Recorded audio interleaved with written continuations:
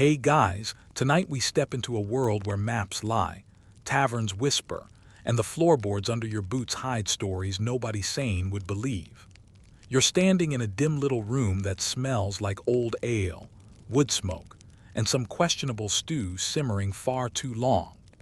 Lantern light flickers across scratched tabletops, and a cold breeze presses at the shutters as if it's trying to warn you away.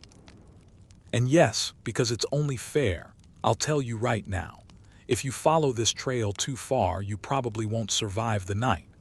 But that's what makes it fun, right? So before you get comfortable, take a moment to like the video and subscribe, but only if you genuinely enjoy what I do here. And hey, tell me your location and your local time in the comments. I always love seeing where you're listening from. Now dim the lights, maybe turn on a fan for that soft background hum, and let's ease into tonight's journey together. You're barely 3 steps inside the tavern when the weather-beaten innkeeper gives you that look, half amusement, half exhaustion, like he already knows you're about to ask something weird. The fire crackles, someone coughs in the back, and a lute plucks out a melody that feels tired of being played. But then you see it. Not behind glass, not on some fancy display. Just pinned crookedly on the wall with a bent nail. A map. Not a normal map either. You lean closer, and the parchment crackles softly as the heat from the hearth makes it breathe. Faded ink, frayed edges, and little specks of gold leaf cling to the lines as if they refuse to give up centuries of importance. At first it looks like a simple inland trade route, a dusty collection of rivers, hills, and fort icons drawn with a heavy hand. But then you notice something that absolutely shouldn't be there. A pirate's mark. A real one too. The skull and spiral insignia believed to be used by certain early 17th century corsair crews. Mainstream historians agree that symbol shows up most often in maritime contexts, especially around the Barbary coast. But here, in a tavern hundreds of miles from the nearest shoreline, that's like finding scuba gear in the middle of the Sahara.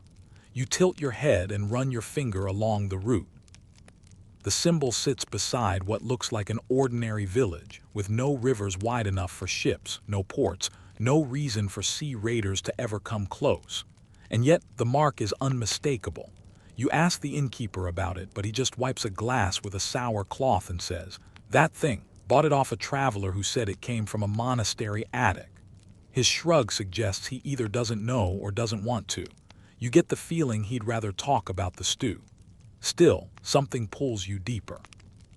Maybe it's the way the parchment seems too old, or how one corner has a burn mark shaped like a curling tongue of flame, or maybe it's the tiny handwritten note in the margin, barely legible, written in a dialect you recognize from a few dusty history books. It translates loosely to, "They came from nowhere, took everything, left without footsteps." Not ominous at all. You drag a chair over, ignoring the creak it makes. The tavern feels colder now, though the fire still burns bright. You angle the map to catch the light and notice something else. Routes not drawn like roads but like sea currents, swirling patterns curling between hills. That's odd because inland cartographers rarely mimic oceanic flow lines. Only maritime mapmakers use that spiraling technique to indicate where the wind shaped water movement. Historians still argue whether some of these patterns were purely artistic flourishes or attempts at encoding navigation riddles. But here those lines run straight through farmland. A joke maybe, a forgery. The innkeeper doesn't seem the pranking type. You trace the swirling marks again. Then you notice that the parchment has faint salt staining, tiny crystals glinting along the edges. Salt, on a map stored inland for centuries. Either someone spilled soup on it, which honestly seems likely in this place, or this thing once rode on a ship deck. The stranger in the corner, hood low, boots muddy, snorts as though reading your thoughts. "People forget," he murmurs, "the water wasn't always where it is now." You glance at him. He's got that traveler's voice, the slow, sand-coated tone of someone who's been to too many forgotten places and slept in too many unsafe ones. When he speaks again, it sounds like he's telling you something he shouldn't.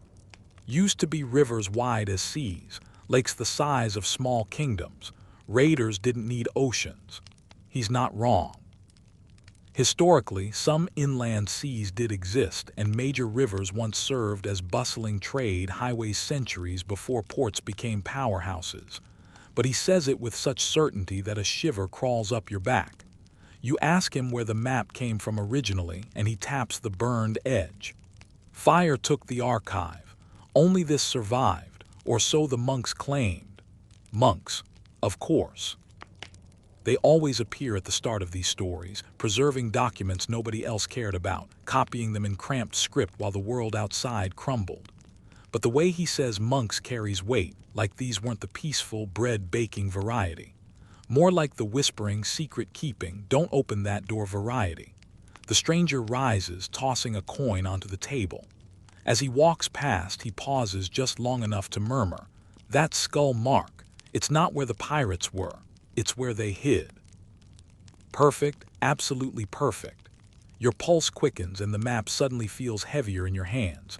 You notice something under the surface of the parchment now, raised bumps almost like braille. You hold it closer to the lantern and watch the bumps cast tiny shadows. Hidden markings, codes, or maybe just overly hungry moths. This place seems like a moth paradise. But no, these bumps form a pattern, a rough line that isn't drawn but embossed. They trace what looks suspiciously like a coast. Except the coast is in the wrong place. A coastline drawn across what is currently deep inland farmland. Was this region once underwater? Some scholars speculate that medieval mapmakers exaggerated water levels or copied older templates without understanding them. Others believe travelers brought stories of mythical seas, and cartographers simply added them for flair. But what if the coastline wasn't mythic at the time? You run your thumb along the bumps again. They're too deliberate, too uniform. It feels like someone pressed a stylus under the parchment, marking something they didn't want inked. A gust of wind slams the shutters and the tavern collectively jumps. The innkeeper curses under his breath while wedging a stool against the rattling wood. Meanwhile, the map flutters in your hands, and for a moment the lines seem to shift, curling like waves under moonlight. The fire snaps loudly, sending sparks dancing up the chimney. A couple near the door crosses themselves. You place the map flat on the table, smoothing the creases. Somewhere beyond the tavern walls, thunder rumbles, a low, distant growl. It sounds like the world clearing its throat before telling a story you're not ready for. You lean closer and imagine the land centuries ago. Maybe wetter, maybe wilder, maybe full of hidden waterways that turned quiet villages into pirate jackpots. It wouldn't be the first time history tucked a surprise into a dusty corner. One quirky historical tidbit you remember pops into mind. There were once recorded piracy-style attacks on grain barges traveling shallow inland rivers in medieval Europe. Not glamorous, but very real.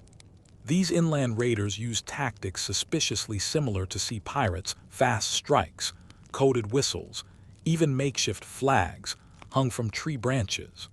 Most people never learn about them because they lack the romantic reputation of ocean corsairs. You glance at the map again. Maybe the inland pirating tradition was older and stranger than anyone expected. Maybe the crews who used that skull and spiral mark weren't tied to oceans at all, but to lost waterways or seasonal lakes now forgotten.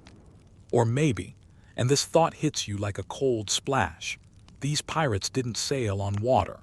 Maybe they traveled with it, following the wet seasons, raiding when the land briefly turned into a navigable world.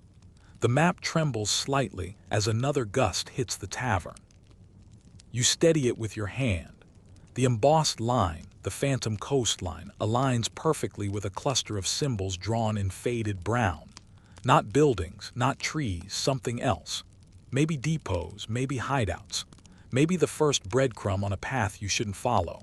But of course you will. Because you're already imagining the world this map came from, the raiders who left their marks, the monks who preserved it, the fire that nearly consumed it, and the stranger who whispered too much. And you know deep down that the next step after discovering a mysterious inland pirate map is to test whether its stories are true. You take a breath, fold the map gently, tuck it under your cloak, and step back into the storm-soaked night. Everything is about to get stranger. You step out of the tavern and the storm immediately greets you with a slap of cold rain across the face, like the night politely reminding you that whatever you're about to do is a terrible idea. The wind snarls through the trees, pushing at your cloak as if trying to drag you back inside where the stew might kill you slower. But you grip the folded map beneath your arm and keep walking, letting the rain soak the parchment's edges just enough to make it feel alive again. The symbol, the skull and spiral, burns in your mind like a tiny lighthouse. Inland pirates, hidden waterways, lost coastline. None of it should make sense, and yet you can't shake the certainty that you're following something real, something old, something dangerous enough that even the church scribes whispered about it. The mud squelches under your boots as you start toward the desert. Not the classic Sahara-style panorama, no endless dunes yet, but the drylands that border it, the sort of windswept emptiness that feels more like a waiting room for the real thing. Travelers over the centuries claim trade caravans once vanished on these routes under strange circumstances. Blamed on raiders, sandstorms, supernatural shadows, take your pick. But a few accounts, the kind historians still argue whether to trust, mention tactics eerily similar to maritime ambushes. You walk until dawn stains the horizon peach and gold, the rain easing into a fine mist. The tavern becomes a memory behind you, swallowed by hills. Ahead lies a vast openness, scrubland first, then shifting tan dunes catching the rising sun like waves made of glass. You adjust your pack and head toward the desert's mouth. The air warms instantly, the kind of warmth that makes your eyelids feel heavier and your clothes cling. Sand grits between your teeth, though you don't remember opening your mouth. You squint and try to match the landscape to the map's faint, impossible markings. The coastline that wasn't lines up with an old caravan trail, long abandoned but still faintly carved into the earth by centuries of passing feet. And then it hits you. The currents. Those swirling lines on the map weren't just misplaced ocean symbols. They were airflow patterns, desert wind directions, drawn with old maritime techniques. You can almost hear some medieval cartographer chuckling to himself. Water, sand, same problem, different texture. The thought is absurd. And yet the more you look, the more sense it makes. Sand moves like water. Dunes rise like waves. Winds shift like tides. So what if the pirates of this region didn't sail ships at all? What if they sailed sand? You laugh at yourself only a little because you know how bizarre that sounds. But then you crest a hill and see something that stops you dead. Far below, half buried in a dune, lies a shape. A long, curved hull, not wood, not metal, something between, worn smooth by centuries of sand abrasion. You slide down the slope, boots sinking with each step until you're standing before it. The hull isn't a ship in the traditional sense, it's more like a massive sled. Runners carved underneath. Ropes and anchor points along the sides. A platform where a mast could have stood, but instead of sails, you see fragments of stretched leather, hardened into fossil-like sheets. You pick up a piece. It smells faintly of salt. Salt. In the middle of the desert. Again. One quirky little historical tidbit pops into your head. Certain nomadic groups once harnessed large leather wind scoops to propel desert sleds across the dunes at surprisingly high speeds. Most scholars dismiss the accounts as exaggerated travel lore. But standing here with this half-buried vessel, the stories suddenly feel real enough to bite. A shadow passes overhead and you flinch, instinctively ducking. Just a vulture, but still, you feel watched. As you examine the hull more closely, you see symbols etched along the side. Not the skull and spiral, but something related, the spiral alone, curling inward like a whirlpool. You brush sand away until a full carving emerges, a stylized dune crest with swirling lines beneath it, a pirate insignia adapted for the desert, a dune corsair mark. The wind whistles around the hull, carrying the faintest memory of laughter, raiders shouting commands, leather sails snapping, sand spraying like foam off a ship. You run your hand along the hull's sun-warmed surface. This thing once flew, not in the sky, but across the land with the speed and silence of a ghost. Historians still argue whether these so-called sand pirates ever truly existed, mostly because the evidence tends to shift, literally. The dunes bury everything, but here you stand with your boots on their deck. The map's coastline wasn't water, it was seasonal flood patterning. This region once flooded annually, forming temporary lakes and marshes. The pirates must have shifted between water raiding in the wet season and sand sled raiding in the dry. Nimble, unpredictable, impossible to defend against. A nightmare for caravans. You spot something glinting beneath a scrap of leather, a metal hook twisted and rusted, not iron, bronze. The kind often used in early seafaring cultures because it resisted corrosion. You hold it up to the sun and smile. A mainstream historical fact floats to mind. Many desert cultures actually traded extensively with coastal towns, exchanging techniques, tools, and even terminology. It's not impossible that maritime tech influenced inland innovations like this dune sled. Footprints, fresh ones. You kneel and study them. Not modern boots, these look like soft, flat shoes designed to glide over sand. And they lead away from the hull toward a cluster of dunes that shift uneasily in the heat haze. You swallow. Someone else has been here recently. Maybe someone who doesn't appreciate strangers poking at their ancestors' secrets. You follow the prints, cautious but curious. The dunes shift with each gust, sometimes erasing the trail, sometimes revealing new impressions. The air buzzes with heat and tension. Your breath feels heavy. Then, without warning, the ground dips and you slide into a hidden hollow. At the bottom lies a camp, abandoned but recently. Ash smudges on the sand where a fire long since died. Scraps of cloth flap weakly. A half-finished carving of that spiral symbol sits on a piece of polished bone. Whoever camped here left in a hurry. You pick up the bone carving and weigh it in your palm. It fits perfectly, almost intentionally, like it's meant to be held while giving commands. Maybe it was a token of leadership, or maybe it was used in rituals. No one agrees on that part. A sudden gust sends sand whipping across your face, and the dunes groan with a low, shifting rumble. It sounds disturbingly like a ship's hull creaking. You stand and turn back toward the horizon. The dunes look different now, taller, sharper, like teeth waiting to close around you.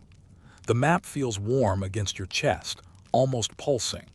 You realize something very important. This wasn't a discovery. It was an invitation. And you just accept it. You climb out of the hollow with sand sliding down your sleeves, sticking to the sweat on your skin like tiny, judgmental reminders that you should have stayed in the tavern eating questionable stew. The desert heat has fully arrived now, thick, shimmering waves that make the dunes wobble at their edges, as if the entire landscape is breathing slowly. The kind of place where every sound feels too loud, too sharp, too personal. You take a swig of warm water from your flask, delicious, like sipping sadness, and pull out the map again. The embossed coastline that wasn't aligns with a jagged river symbol snaking across the parchment. You squint, angling it so the sunlight glints across the raised markings. That jagged line, that's where you're headed next. A river, or what used to be one. You crest another dune and suddenly the desert falls away into a wide, flat stretch of cracked earth. A dried riverbed, massive, ancient, and unmistakably carved by real water centuries ago. It sprawls before you like a scar the land never healed from. The banks are high, steep, and smooth from water erosion, not wind. Even now, the riverbed carries the faint smell of minerals and old, wet earth, like memories trapped in clay waiting for a storm big enough to wake them. You make your way down the slope, loose sand sliding behind you like a hushed chorus. The ground underfoot becomes firmer, almost cool. Pieces of broken pottery poke from the dirt, fragments of trade jars maybe. And the deeper you walk, the more you feel the space closing in around you. The riverbed walls rise like canyon edges, and for a moment the world feels like a corridor. Perfect for an ambush, you stop walking, because something here is wrong. the silence. Not desert silence, this is different. This is river silence. As if the water never really left, only the sound did. Even the wind hesitates, only swirling in small, confused eddies near the ground. You walk slowly, careful not to disturb the stillness more than necessary. Then you see it, a broken wooden post driven deep into the riverbank, wrapped with a rusted iron ring. A mooring post for boats, inland, hundreds of miles from any ocean. Your pulse speeds up. You run your fingers along the weathered wood. It's splintered but still sturdy enough to have anchored something heavy. The ring has grooves worn into it, the kind that come from years of rope sliding taut, then slack, then taut again. And then just a few feet farther along the riverbed, you spot something even stranger. A long, curved plank, rotted, blackened, half buried in silt. You kneel and scrape away the dirt. The plank's edges have the unmistakable beveling of a ship hull, not a simple raft, not a canoe, a ship. A river ship big enough to transport goods or raid them. A historical fact slips into your mind. Major inland river systems in ancient and medieval times were often used for trade routes just as important as oceanic ones. Some regions even hosted full mercantile fleets, and yes, plenty of them dealt with piracy. But you never imagined this scale. Not a fleet, a civilization of river raiders. You keep walking.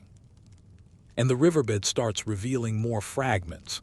A shattered paddle with the remnants of painted patterns, a twisted bronze nail, a piece of fabric stiffened by time, and something you don't want to identify you swallow. These weren't small, isolated skirmishes. These were coordinated operations. The map's swirling patterns, the ones you thought were misplaced ocean currents, now match the curvature of this dead river. The raiders who once worked here must have treated inland waterways the same way pirates treated coastlines. Strike where the bends hide you. Disappear where the current accelerates. Follow seasonal floods like tides. You step farther and something wooden cracks under your boot. You kneel and gently brush away the silt. A chest, small, locked. The metal latch has rusted, but the wood is surprisingly intact. Desert climates preserve things that oceans chew apart. You pry at the latch with your knife. It snaps off with an old metallic sigh. Inside the chest, sand mostly, but buried in the sand lies a small object, a river stone smoothed completely with a spiral carved into it. The same spiral symbol you saw on the Dune Corsair vessel, but with a difference. This one has tiny ripples etched in concentric patterns around the spiral like waves inside a whirlpool, a hybrid symbol, sand pirates, river pirates, the same lineage. Suddenly, the entire world widens inside your mind. These weren't random raiding groups. They were a network, pirates who adapted to whatever environment they encountered. People who treated rivers like oceans, deserts like seas, caravans like treasure ships. Somewhere overhead, a bird screeches. You look up just in time to see a vulture circling. But it's not circling you. It's circling farther down the riverbed toward a place where the canyon bends sharply. You walk toward it. The air feels heavier the closer you come, like humidity trying to crawl back into existence.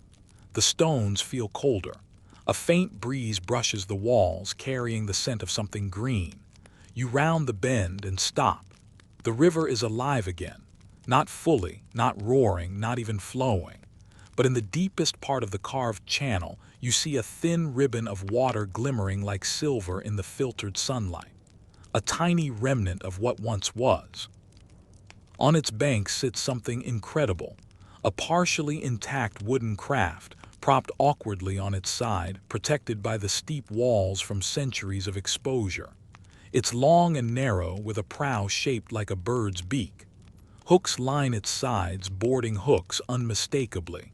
Inland pirates didn't just exist here, they thrived. Historians still argue whether these kinds of vessels were ceremonial rather than practical, but standing here, you can almost hear the slap of oars, the shouted commands, the rush of river water against hull planks. You run your hand along the prow, and imagine the fear this sight once inspired. You step inside the vessel, feeling the soft groan of ancient wood beneath your boots. A whisper of wind moves through the interior, bringing with it the faint scent of something metallic. You lean closer. On the inside wall, carved faintly and nearly lost to time, is a piece of writing. Simple, direct. They came from the dunes. You step back, breath catching. The river pirates weren't separate. They didn't evolve from the dune corsairs. The dune corsairs were the descendants. And this river valley, this dried-out artery cutting across the land, this was the cradle. You step out of the vessel and look down the long corridor of the riverbed, sunlight catching the edges, shadows pooling like secrets waiting to be found. Somewhere in the distance, thunder rolls not from the sky but from shifting desert winds colliding with distant canyons.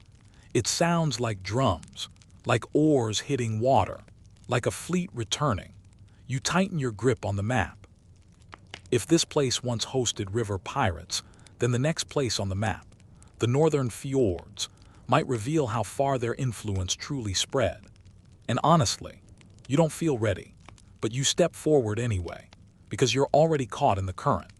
You leave the dead river valley behind with dust in your boots, memories in your pockets, and a growing suspicion that the map isn't guiding you geographically so much as it's guiding you through the evolutionary steps of a civilization built on raiding.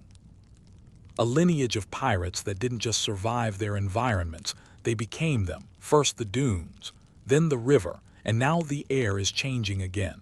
The heat softens, the wind sharpens, and the world starts tilting toward cold.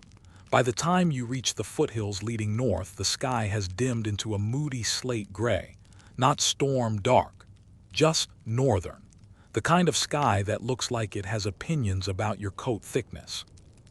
The path narrows between rocky ridges, and suddenly the desert colors drain away, replaced by hard stone, sparse pines, and cold streams that weave through the landscape like silver threads.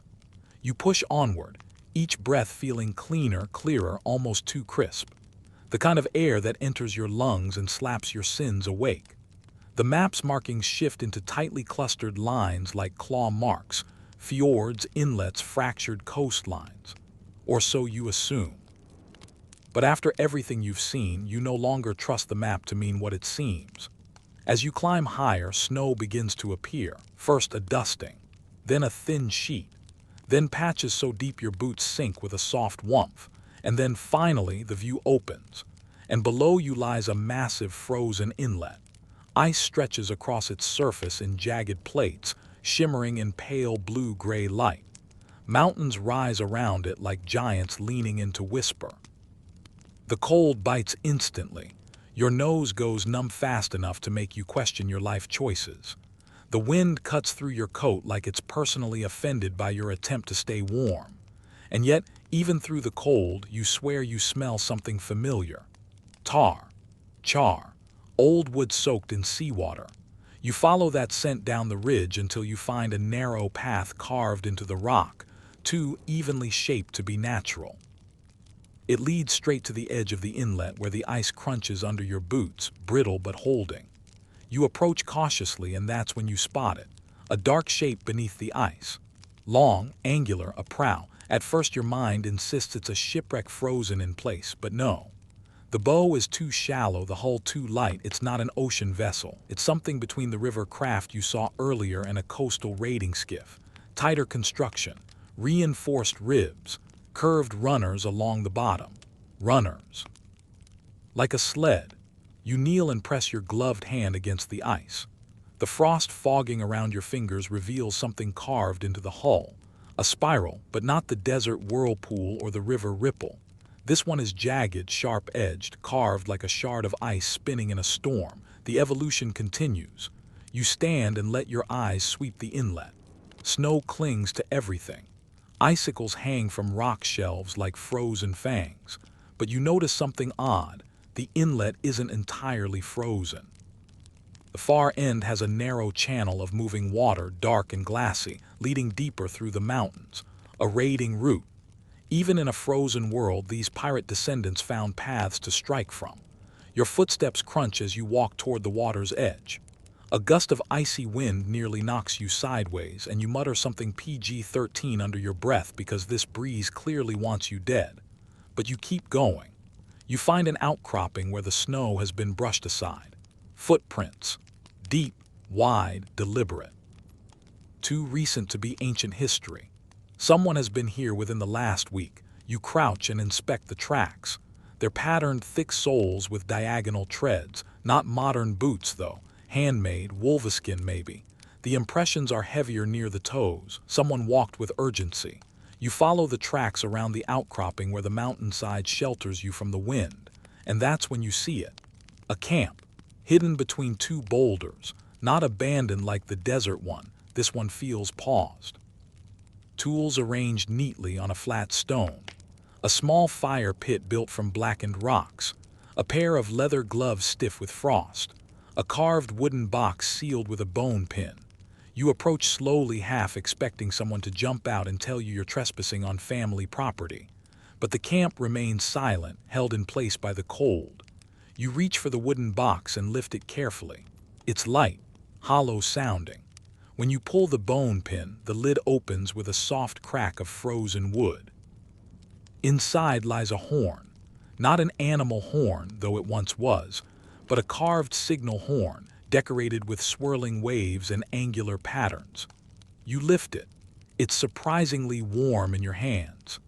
The carving shows a fleet of small vessels gliding through ice floes, their runners slicing across the frozen surface like blades. Suddenly, a fringe historical tidbit bubbles up from your memory. Some northern cultures used reinforced sled boats capable of being dragged across ice patches and then launched back into water. A hybrid adaptation for unpredictable conditions. Historians still argue whether they were ever used in coordinated raids, but the carved horn in your hand says otherwise. You raise the horn to your lips, careful, not blowing it, and study the inside. It smells faintly of pine resin and something metallic, maybe iron filings, perhaps used to carry far across icy fjords. As you lower it, you notice more carvings along the rim, spirals, 3 of them, desert, river, ice, all merging into one. Your breath catches as the truth clicks. These weren't isolated adaptations. These were branches of one long pirate tradition retreating north over centuries, evolving their craft to survive colder and more treacherous environments. The wind howls suddenly, ricocheting off the mountainsides with a sound almost like voices. You whip around, but no one stands there, just cliffs, snow, and the ice groaning beneath your boots as the temperature drops another cruel notch. You pocket the horn and step away from the inlet, climbing toward a rocky ledge that overlooks the frozen bay. From this vantage point, you see something breathtaking. The ice isn't flat, it's patterned. Long, straight gouges run through it, almost forming lanes. Scratch marks. Ruts, the frozen wake of vessels that once slid across the surface. Parallel lines suggest multiple craft moved together, side by side like a coordinated unit. A fleet, not large, maybe 5 ships, but unmistakably intentional. And then you see something else. Painted on the highest cliff face overlooking the inlet is a massive symbol, faded, weather-beaten, but still visible, a 3-part spiral merging into a single swirling mass. A pirate crest, cold forged. Below it, smaller pictographs depict raiders gliding across ice, then dragging their vessels over rocky passes, then sliding them down into another inlet. A network of frozen pathways, not coastal raiding, fjord raiding. The cold stings your fingers as you trace the faint outlines with your eyes.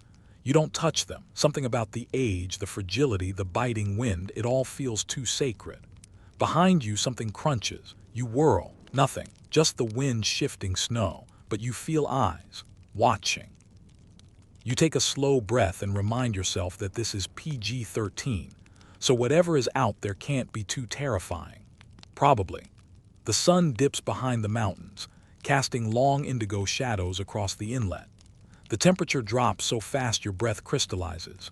You hurry back toward the carved path leading up the ridge, the map tucked securely inside your coat. The cold has sharpened your senses, and as you climb, You swear you can almost hear the scrape of wooden runners across ice behind you. A phantom fleet following. You reach the ridge and glance back at the inlet one last time.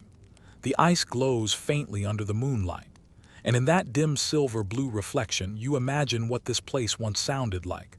Horns echoing between cliffs, shouts carried across frozen water, sledge ships cutting paths that froze behind them like ghostly signatures. This lineage of raiders didn't die here. They adapted, moved, spread. Which means the fjords aren't the final answer, they're only another node in the network. The map's next markings lead somewhere humid, green, claustrophobic. You pull your coat tighter.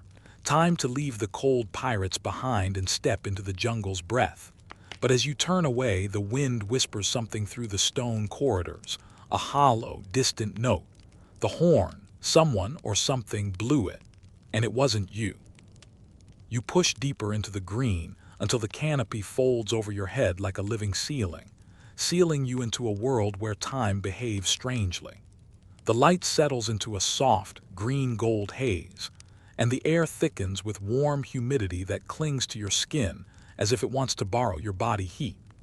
Mosquitoes orbit you like tiny enthusiasm-powered satellites, and somewhere nearby, a frog croaks with the comic timing of someone who knows you're already on edge. You keep walking anyway, because this part of the journey pulls you toward one of the strangest corners of maritime history. Pirates who operated nowhere near the wide open sea, but deep inside jungles, riding narrow creeks that twisted and coiled like serpents guarding secrets. The ground beneath your boots dissolves from firm leaf litter into soft mud, sucking at your steps and making each movement sound like a wet kiss. You edge toward the water, if you can even call it that. It's a slender, shadowed ribbon, barely 2 canoe widths wide, choked by curtains of vines that dangle like nature's own bead door. You can't shake the sense that this shouldn't feel nautical at all, and yet everything about the place whispers piracy. Historically, river piracy isn't shocking. You already floated past inland raiders earlier, but the groups out here, they operated like full-fledged buccaneers despite being surrounded not by ocean, but by claustrophobic green walls. That's the mainstream fact for this section. In several tropical regions around the world, especially Southeast Asia and parts of Central America, actual pirate groups used jungle waterways as their private transit highways. They treated creeks like hidden canals, slipping between settlements, ambushing trade routes, and vanishing long before anyone realized what had happened. You step closer to the bank, imagining them coasting silently on dugout canoes, their paddles barely touching the water to avoid making ripples. This water, dark as cold tea, reflects nothing. It's the perfect place to hide an entire world. And you know what? These jungle pirates weren't just random thieves. They built real networks, codes, alliances, rivalries, even shared tactics. You picture a crew drifting beneath low-hanging branches, one lookout standing barefoot on the bow, listening more than watching. Out here, sight betrays you, sound saves you. A snapped twig becomes an alarm bell. A distant motor, nowadays at least, means danger or opportunity depending on who you ask. And a strange, echoing laugh. Yeah, you don't want to know what that means. The jungle has a sense of humor, but it's rarely on your side. You move along the creek edge, brushing aside a vine that tries to curl around your wrist like a clingy toddler. The smell of wet earth, overripe fruit, and something spicy, maybe crushed pepper leaves, drifts through the air. Your path narrows as the vegetation crowds in, making you walk sideways like a crab. You hear faint water movement ahead, a gliding whisper rather than a splash. For a moment, it sounds like a paddle dipping gently beneath a canoe. You freeze, just for a second. A joke surfaces in your mind to break the tension. If a crocodile jumps out at you right now, you're legally allowed to scream and run without shame. Even the bravest explorers know there's no nobility in wrestling a reptile older than the Roman Empire. You shake off the image, but keep your eyes scanning low just in case. Remember that crocodile dung sunscreen callback. Yeah, here in the jungle, you're not convinced sunscreen matters anymore. You're more concerned about becoming a snack. The quirky tidbit for this section floats up when you spot something unexpected. A rotting log that up close isn't a log at all. It's a carved canoe, narrow, long, and almost swallowed entirely by ferns and orchids. Some jungle pirate groups allegedly camouflage their boats with live plants, weaving vines and leaves directly over the hull so they could glide invisibly beneath overhanging branches. No dramatic black sails here, just chlorophyll, mud, and creativity. Some explorers claimed you could stand on a creek bank at midday, staring directly at one of these disguised boats, and never realize it unless it blinked at you. Which, thankfully, they rarely did. You run your fingers over the soft, mossy wood. The boat is a skeleton now, but the shape still whispers of movement, swift, quiet, precise. You try to imagine being in the middle of that creek at night, lantern dimmed, listening for approaching raiders. The oppressive darkness would feel like a thick blanket pressed against your face. You wouldn't see them until it was too late. Honestly, you probably wouldn't survive it. Pirates in open seas give you at least a horizon to squint at. Jungle pirates. They materialize out of shadows and exhale back into them. A sudden rustle snaps you out of your thoughts. A monkey jumps overhead, scolding you for violating its personal space. You mumble an apology, which is ridiculous, but the jungle has that effect. You start negotiating with wildlife like they're coworkers at a stressful office job. You continue along the creek until the banks widen slightly, revealing a bend where several waterways intersect, a hidden crossroads. You immediately understand why raiders favored places like this. Easy ambush angles, multiple escape routes, and excellent natural cover. Historians still argue whether some of these inland pirate groups were simple bandits or proto-political rebels fighting against oppressive authorities. The truth is tangled, like everything in this jungle. What looks like pure crime might have been resistance. What looks like rebellion might have been opportunity. And what looks like a log might actually be a crocodile. So you decide not to sit down anywhere just yet. The air grows warmer as you follow a faint trail to a small clearing. Sunlight breaks through at last, spilling over a half-buried wooden post. A totem, a boundary marker, hard to say. Jungle stories often blur the border between myth and history, and this marker feels like the jungle equivalent of a road sign reading. You are now entering someone else's territory. Proceed politely. You kneel to examine carvings etched along the post, spirals, waves, small boat-like shapes. Maybe symbols left by a pirate clan marking safe pathways through the creeks. Or maybe it's just ancient doodling. Humans have always left marks on wood, it's our unofficial hobby, but something about the symmetry feels intentional. Maybe it's the rhythm of the spirals. They remind you of water motion, the swirl left behind by a canoe paddle. A breeze stirs the leaves and the sound rippling through them mimics quiet applause. The jungle approves of your curiosity, or it's mocking you. Hard to tell. You wander on, guided by the soft gurgle of a tributary that branches off the main creek. Here, the water moves faster as if excited to escape the broader river. You crouch beside it and trail your fingers in the current. It's cool, shockingly cool for such a warm environment. The sensation grounds you. You imagine pirates crouching in this exact spot centuries ago, refilling gourds, whispering plans, checking their weapons. Instead of cutlasses, many jungle raiders preferred blowpipes, short machetes, or sharpened bamboo, a whole arsenal grown directly from their environment. Efficient and sustainable, honestly. Somewhere, a modern eco-influencer would be proud. You rise again and continue through a corridor of towering trees whose roots twist across the path like raised veins. Each root becomes an obstacle course step. Each vine becomes a curtain you push aside. Each insect buzzes in your ear with the intensity of a tiny, winged motivational speaker yelling, "Keep going," in a very rude tone. Finally, you reach a slight elevation overlooking a bend in the creek. And from here you see it, the perfect pirate hideout. A natural overhang of rock juts above the water, partially concealed by thick moss and draping vines.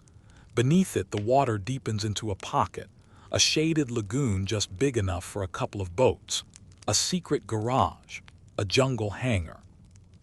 Any approaching traveler on the main creek would drift right past, never knowing pirates could be resting a few meters away. You picture the raiders lounging in their boats, eating dried fish, sharpening weapons, whispering jokes, and deciding which merchant canoes to target. You imagine the tension of waiting, no sails to watch, only listening for the faint splash of paddles or the soft groan of a wooden hull. Life as a jungle pirate required patience, silence, and a cooperative relationship with every creature that shared the shadows. You step closer to the overhang, expecting maybe a bat or two to scold you again. Instead, the place is quiet, so quiet it feels like the jungle itself is holding its breath. For a moment, you stay still too. You listen. You imagine the history vibrating faintly through the stones, through the roots, through the water. Then you exhale, turn back toward the narrow trail you came from, and let the greenery swallow you again, guiding you forward into whatever humid mystery awaits next. The air shifts before you even see the water, thickening, warming, gathering itself into that unmistakable monsoon heaviness. You know that feeling, like walking into a room where someone just finished boiling 1,000 kettles and forgot to open a window. The canopy above seems to bow under the pressure, leaves trembling as if bracing for something enormous. When you step out of the tree line, the world widens into a sprawl of shimmering backwaters, their glossy surfaces reflecting clouds so swollen with rain that they practically sag with exhaustion. You take a breath. Even the oxygen feels humid enough to chew. These backwaters twist through the landscape like lazy silver veins, connecting villages, forests, markets, and half-forgotten settlements. And once, long before motorboats buzzed through them like caffeine-driven mosquitoes, these sprawling waterways were the playground of monsoon pirates, raiders who mastered a strange, seasonal style of maritime ambush. That's your mainstream historical fact. In several regions, South Asia especially, seasonal flooding created entire temporary worlds of hidden channels, and those channels became perfect hunting grounds for secretive pirate groups who used sudden storms to their advantage. The monsoon wind brushes against your face with the subtlety of a slap. It carries the scent of mud, wet leaves, and that electric charge that always precedes heavy rain. You can almost feel the sky setting its mood lighting. You move along a narrow walkway of packed earth, the kind that dissolves into soup after a single night of rain. On either side, the water laps quietly, as if conserving energy for later. You notice small fishing boats tied loosely to wooden stakes. Their noses bob gently in the rising breeze, like they're nodding at you with a silent warning. If you're going out there, you'd better know what you're doing. Spoiler alert, you definitely don't. If the monsoon pirates were still around, you probably wouldn't survive your first afternoon. Still, you inch forward. The clouds rumble above you, a deep sound that rolls through your bones like distant drums. Somewhere in the water hyacinth patches, frogs begin their commentary, ribbits escalating into full-on gossip sessions. A kingfisher darts past, a streak of blue lightning. Everything feels alert. Everything feels expectant. You imagine generations of raiders waiting for this exact moment. The thick, storm-laced stillness just before the monsoon slams open the sky like a dramatic actor making an entrance. You find yourself at a small wooden jetty, crooked, uneven, clearly built by someone with a casual relationship to safety regulations. A canoe rests beside it, narrow and dark, its surface worn smooth from years of use. You crouch and glide your hand along the side. The wood feels warm, almost alive. You picture monsoon pirates easing similar canoes through these waters, timing their movements with the wind, waiting for thunder to mask the sound of paddles. A perfect cloak. A dragonfly hovers near your face, its wings buzzing like the world's smallest helicopter. It stares at you with what you can only interpret as judgment. You wave it away gently. No need to fight with wildlife right now. You step into the canoe and immediately wobble with all the grace of a baby giraffe learning to walk.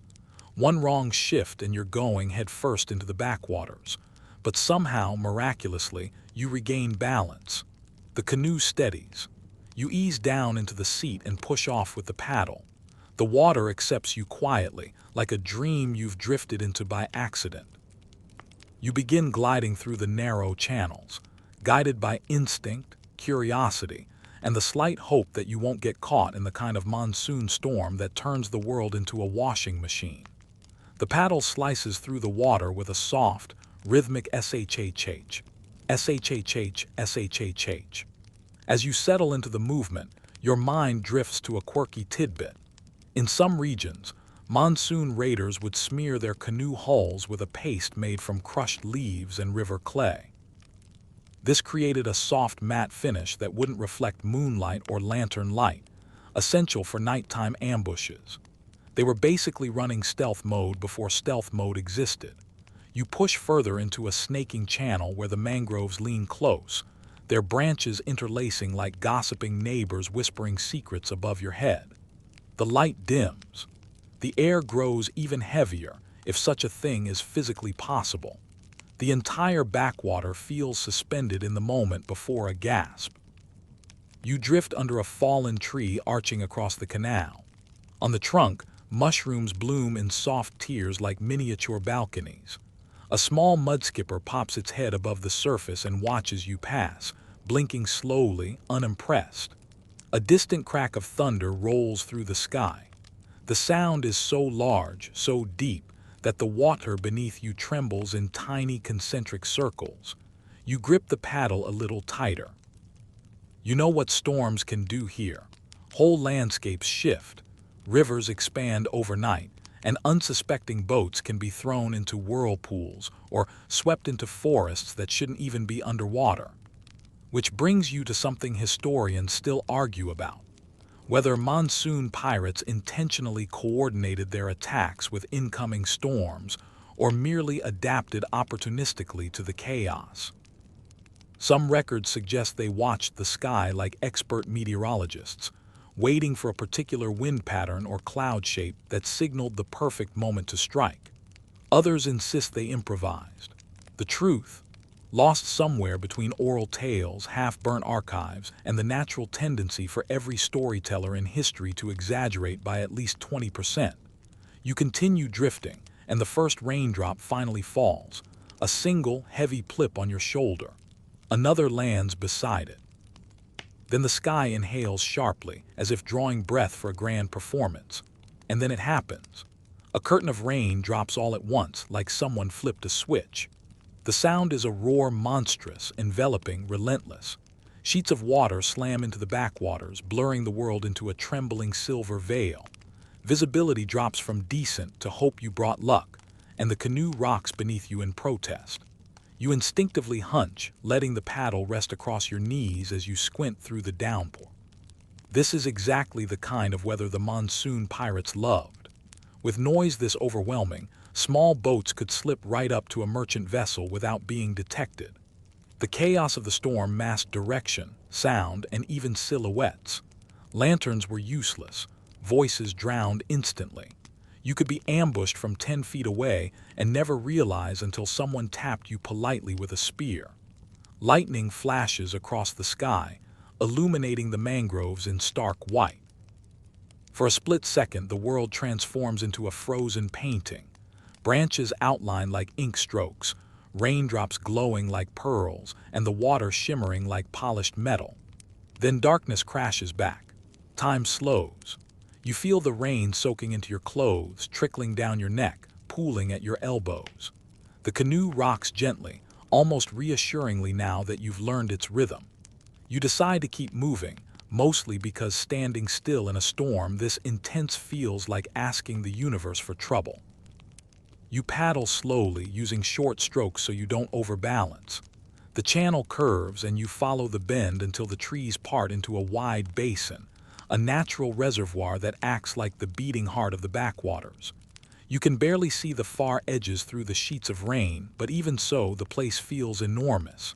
And there, dead center, you spot something unusual, a cluster of wooden stilts rising above the waterline, a platform, a shelter. A floating outpost built long ago and left to surrender to time.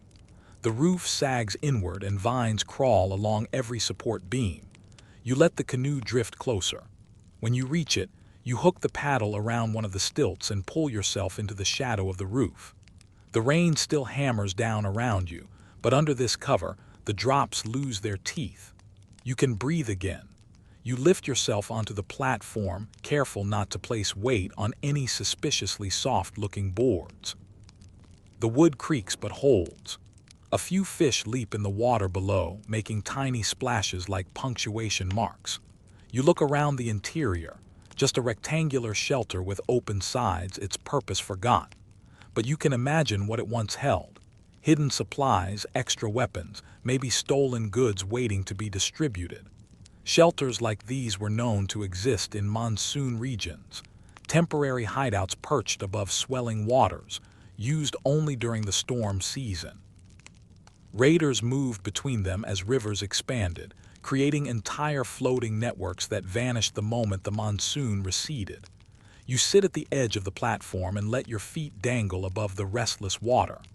The storm softens slowly, reluctantly, like a performer refusing to leave the stage. Rain fades from a roar to a murmur. The clouds lighten. A warm mist rises from the water, curling like steam. You exhale. The tension drains from your shoulders as the first sliver of post-storm calm spreads through the backwaters. You look out at the flooded landscape, still trembling slightly under the lingering rain, and imagine the ghosts of monsoon pirates gliding through it centuries ago, using storm winds like allies, navigating chaos with practiced ease, rising with the waters, disappearing when the skies cleared. And for this one moment, you feel like you're floating between worlds, the present and a history swallowed by mud, rain, and time. You feel the shift long before you see the lake, a gradual cooling of the air, a thinning of the humidity, a subtle freshness creeping over your skin like someone lowering the world's thermostat by a few degrees. After the monsoon-soaked backwaters, the climb into higher ground feels like ascending into another story entirely. The path coils upward through mossy stone steps and sloping ridges, each switchback opening new pockets of crisp air that taste cleaner, lighter, almost sparkly. You breathe deeper. It feels good, invigorating even, which frankly is suspicious. Anytime a journey feels this peaceful, you know history is about to throw something bizarre at you. The terrain levels out and suddenly the trees part. What stretches before you is a giant bowl scooped into the mountains, an immense crater lake, shrouded in soft morning mist and ringed by cliffs so steep they look sculpted rather than natural. The water is unbelievably still, a mirror so perfect you're half convinced you'll see your reflection blink back even if you don't. The silence is thick, cushioned, almost sacred, and that makes the truth feel deliciously absurd. This place once had pirates, real pirates, operating thousands of feet above sea level. That's your mainstream historical fact right here. There are recorded instances, especially in the Andes and parts of Central Asia, where small, isolated pirate groups or raider clans operated on high-altitude lakes, attacking trade canoes, seizing goods, and controlling waterways that had zero right to feel nautical. You step closer to the water's edge, imagining them gliding across the surface in reed boats, moving with quiet authority through clouds and cold air instead of salty spray and sun. As you approach the shoreline, the water laps gently, tiny, polite waves, nothing like the moody monsoon tantrums you survived earlier. The lake seems timeless, untouched. It's the kind of place where you'd expect hermits, monks, maybe a few adventurous ducks. But pirates, the idea feels like someone misfiled a chapter of history. You crouch and dip your fingers into the water. It's icy enough to make you inhale sharply. If you fell in here, you'd come out sounding like someone rebooted your vocal cords. And yet, for the high-altitude pirates, this cold was home. They navigated these waters in lightweight vessels made from bundled reeds, boats so surprisingly buoyant and maneuverable that even modern engineers raise an eyebrow at them. Reed boats don't look particularly intimidating, but out here, they were reliable, fast, and perfectly adapted to the thin air environment. You stand again, stepping onto a narrow stone pier jutting a few meters into the lake. It creaks as you test your weight but holds firm. The stones are worn smooth from centuries of use, villagers, traders, travelers, pirates. A breeze descends from the cliffs, tugging gently at your clothes. The mist swirls, reshaping into ghostly curls before dissolving. For a moment you swear you see movement on the water, a faint ripple far beyond where your senses say anything should be. It disappears almost instantly. You tell yourself it was just a fish, a very large fish. A fish the size of a bed. Absolutely fine. Everything's fine. You shift your attention to the quirky tidbit for this section. Some high-altitude pirate groups believed that the lake possessed a spirit, an ancient guardian that rewarded the bold and punished the unwary. To gain its favor, raiders would tie small offerings to their boat prows. Feathers, dried flowers, tiny carved figurines. One group supposedly floated miniature reed boats containing chili peppers as offerings, the idea being that the lake spirit enjoyed a little culinary excitement. Imagine a vast mountain deity nibbling on spicy snacks like it's watching a late-night show. You can't help but grin. The pier shivers beneath your feet as a stray gust hits it. You step off and follow a path hugging the shoreline, where tufts of hardy grass cling to cracks in the rocks. The wind whistles softly along the cliffs, carrying distant echoes, maybe real voices, maybe just sound bouncing off stone. Hard to tell in a place like this. High altitudes play tricks with acoustics, with your perspective, with your sense of scale and sound. A few minutes later, you stumble across something unexpected, a cluster of weathered posts rising from the shallow water.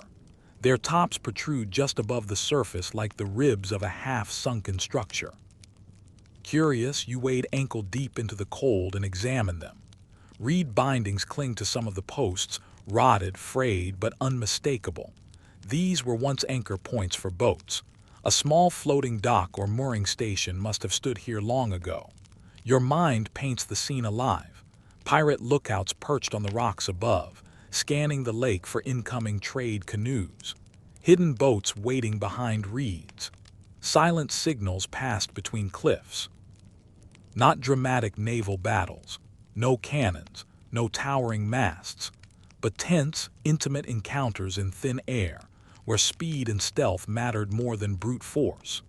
Historians still argue whether certain high-altitude pirate clans formed out of necessity, isolated communities supplementing their resources, or if they were more organized, choosing piracy strategically to control water routes. The evidence wavers somewhere between folklore, archaeology, and fragmented oral history. You picture academics debating this in a warm lecture hall while you stand here wishing you'd brought hand warmers. The wind picks up again, sweeping mist across the lake in a sweeping arc. It coats your face with cold droplets, refreshing in a slightly rude way. You follow the shoreline until you reach a narrow inlet, a long finger-like channel that winds between two cliff faces. Something in you says follow it. Not fear, not dread, just curiosity sharpening into a point. You step inside. The walls rise steeply on both sides, covered in moss, ferns, and scraggly shrubs that somehow decided this inhospitable cliff was a great place to grow. Sunlight filters in thin beams, slicing across the water like faint spotlights. The inlet feels insulated, quiet in a way that makes your breath sound too loud. You move along a rough footpath carved into the stone. It winds upward until you reach a small ledge overlooking the inlet. And from there you see it, a hollow in the cliff wall almost invisible from below, a hideout, a natural cave, perfectly positioned to watch the entire lake without being seen. You climb carefully, fingers gripping damp rock. Your boots scrape against stone just softly enough to not echo.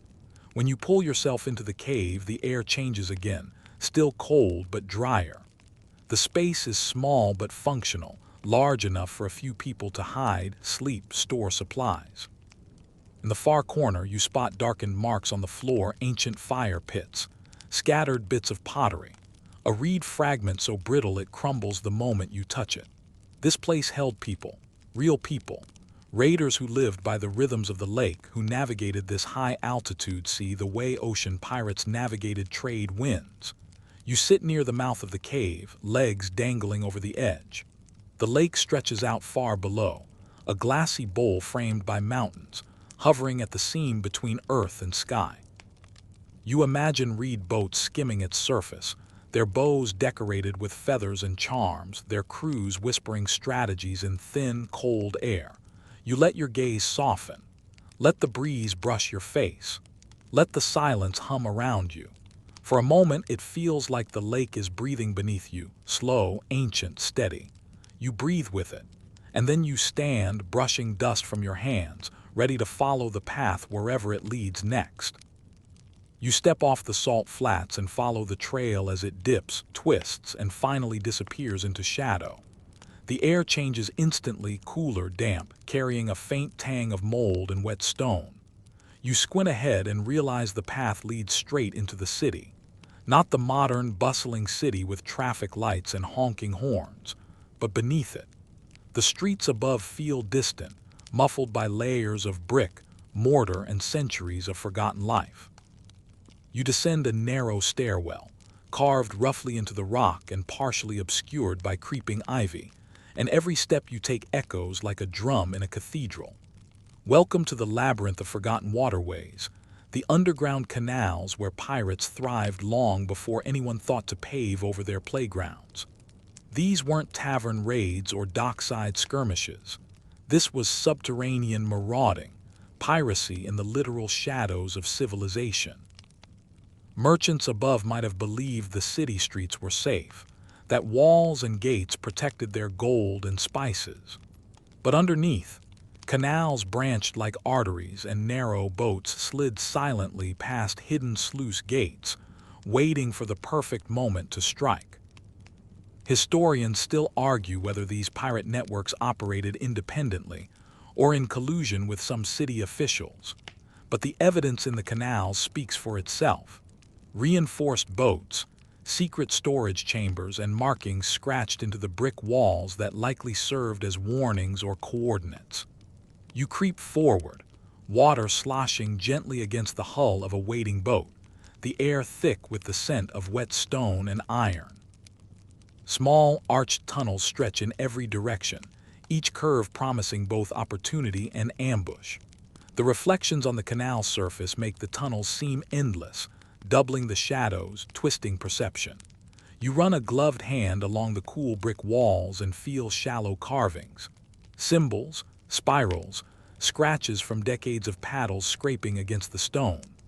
Each mark is a whisper from long-dead raiders, a breadcrumb trail left for those who knew how to read it. A quirky fact surfaces as you follow the winding tunnels. Some city pirates would set up underwater traps to sink merchant barges, using weighted poles or hidden spikes just beneath the surface, completely undetectable from above. Tour guides today might describe these canals as romantic or mysterious, but back then, one wrong paddle stroke and you'd never resurface. You shiver, partly from the damp chill, partly because you know you would not have survived these encounters. The boat glides smoothly under a low arch. Droplets fall from the ceiling like reluctant confetti. The tunnel walls widen to reveal a hidden basin, a concealed harbor, complete with small docks carved into the brick and stone. You imagine pirates unloading stolen goods, whispering in low tones while chandeliers of dripping water hang above them. You picture their routines: food, cleaning, plotting the next raid, navigating their secret city maze like a chess game where every merchant was an unwitting pawn. A gust of wind carries a faint sound, a scraping, almost rhythmic like oars moving against wood. You freeze, holding your breath, but there is no one. Only echoes, only centuries of shadows, only the knowledge that these city pirates were masters of the unseen, of stealth, of turning infrastructure into advantage. You drift deeper into the labyrinth. Water laps at the sides of the boat. Stalactites glint faintly in the dim light of cracks above. You remember that the above city is oblivious to the centuries-old secret lurking beneath its foundations. Merchants, guards, and residents have walked this city for decades, even centuries, completely unaware that their streets, sewers, and canals were once a pirate kingdom. And somewhere, hidden behind a locked sluice gate or a forgotten arch, treasures, coins, spices, manuscripts still rest in the silence, waiting for the next adventurer who dares to paddle through these haunted waters. You exhale slowly, letting the boat drift, imagining the centuries of silent raids, the ghostly crews who vanished before they were ever seen. The smell of wet stone and salt hangs in the air, a reminder that piracy has many forms, and some of the most dangerous ones hide beneath our very feet. You leave the underground canals behind, emerging into sunlight that feels almost aggressive after the damp shadows. But the city above isn't calm. It thrums with life, horns and voices bouncing off buildings as though the streets themselves are conspiring to keep you awake. You shake off the disorientation and follow a narrow alleyway toward the old dock district, a place that seems deceptively quiet now but once teemed with illicit activity. If the canals were the city's veins, these docks were its beating heart, a marketplace, a hiding ground, and the stage for some of the most audacious raids in urban maritime history. Merchants once believed their goods were secure behind gates, armed guards, and stone walls. They were wrong. Pirates didn't always rely on brute force. They relied on creativity, patience, and a deep understanding of the city's geography. Narrow gangways, hidden tunnels, and clever disguises allowed them to strike with precision, vanish instantly, and leave the authorities baffled.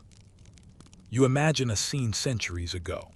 A crew of shadowed figures slipping across the docks, crates of spices and textiles piled silently into longboats, lanterns dimmed, shadows blending with the evening fog.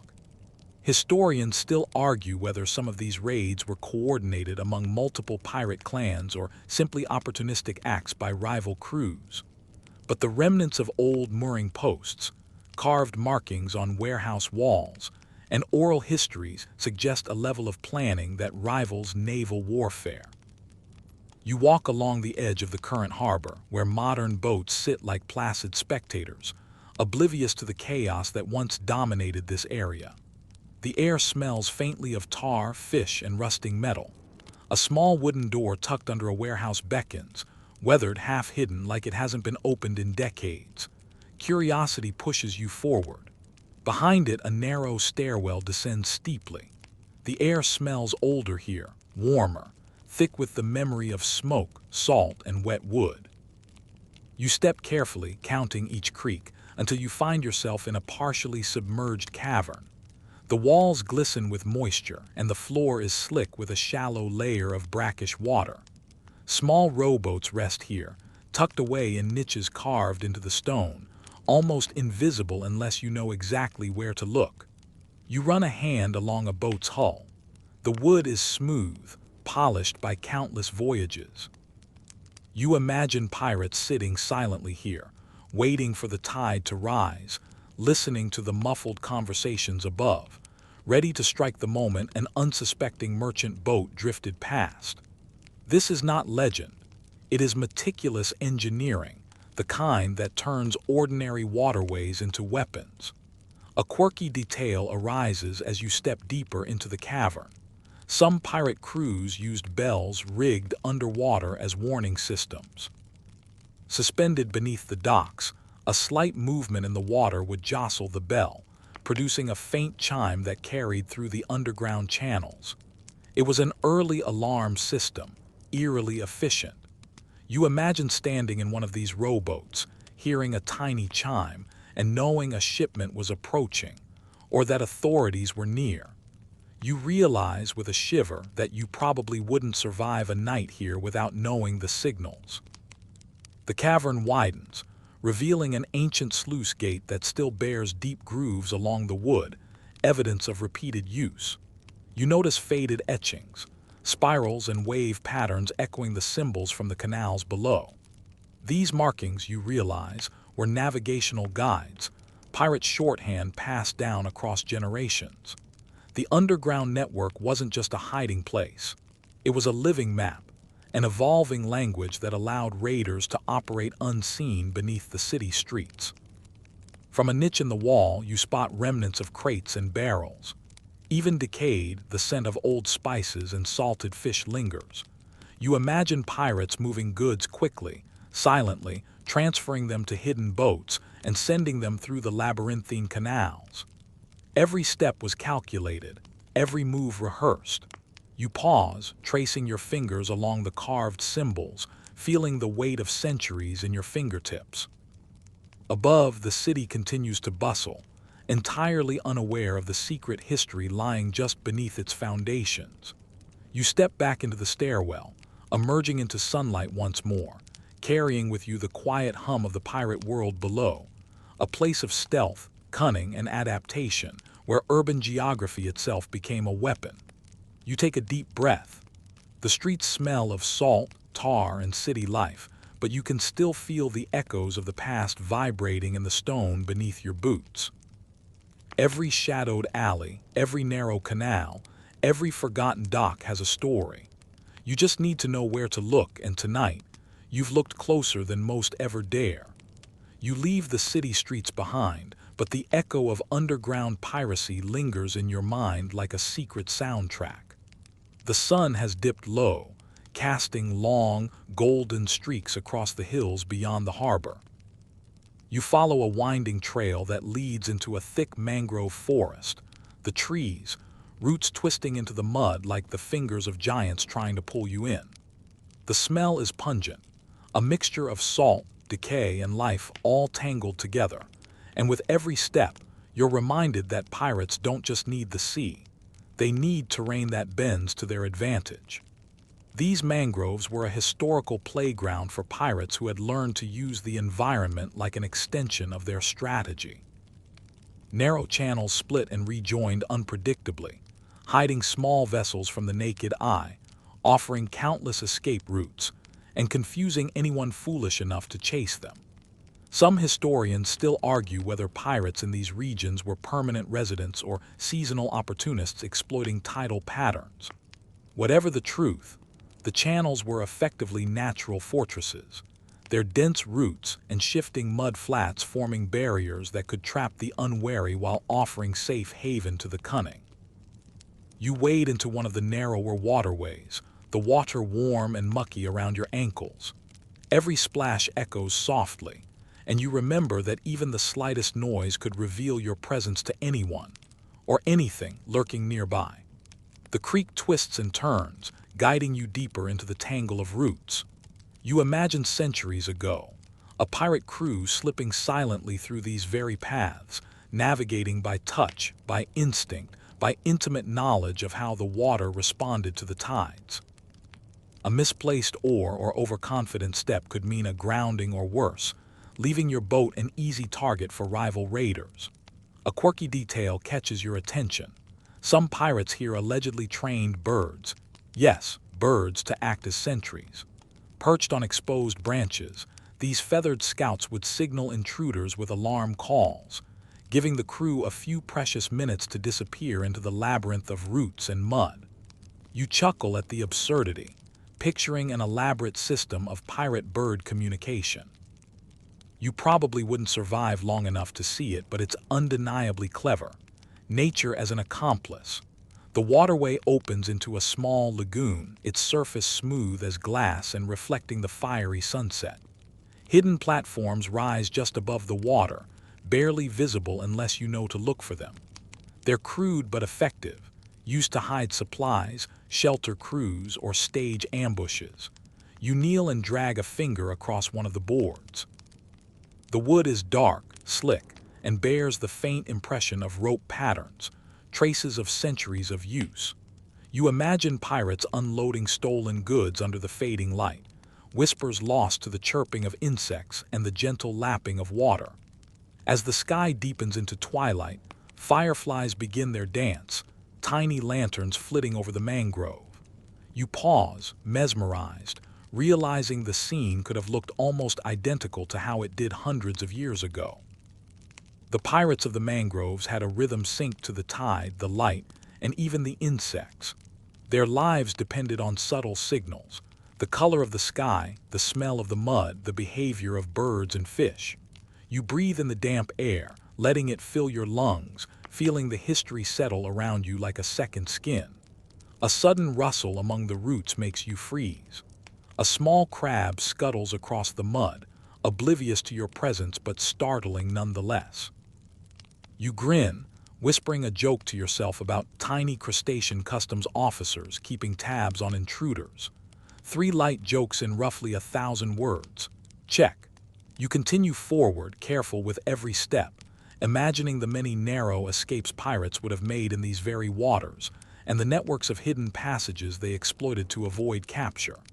Finally, you arrive at a partially sunken boat wedged among the roots. The hull is mostly intact, though moss and algae cling to it greedily. This was a mangrove pirate's vessel, a small, agile craft designed for stealth, shallow water, and rapid getaways. You crouch beside it, running your hand along the slick wood, and marvel at the ingenuity of these hidden maritime outlaws. The vessel is a relic, but you can almost hear the echoes of paddles striking water, hushed orders, laughter, and the quiet triumph of pulling off the perfect raid. You rise, stepping carefully through the mangrove, letting the water drain from your boots.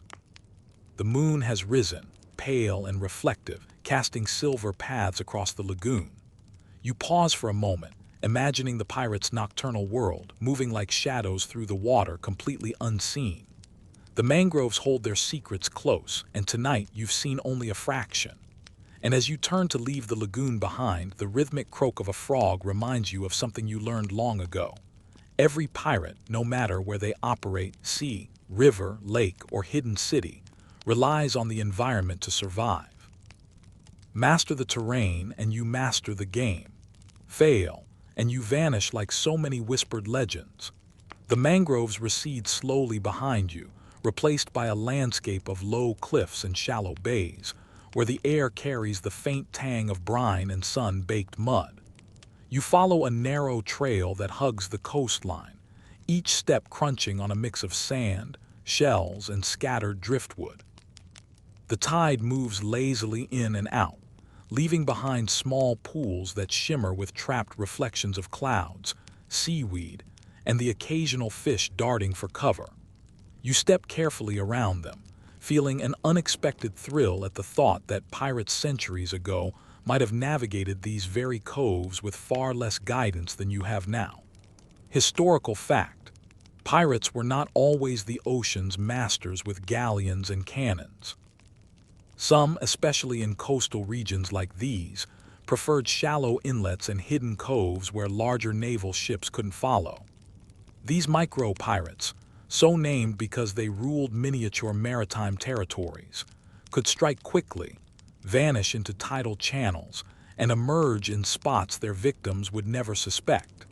And like all pirates, they thrived on secrecy, opportunism, and a deep understanding of the local geography. Historians still argue whether these micro-pirates operated independently or coordinated with inland smugglers to maximize their reach. But the evidence of their networked operations survives in old maps, weathered docks, and the oral traditions of fishing villages. You approach a narrow inlet, and the water darkens, deepening to a perfect shade of stealth.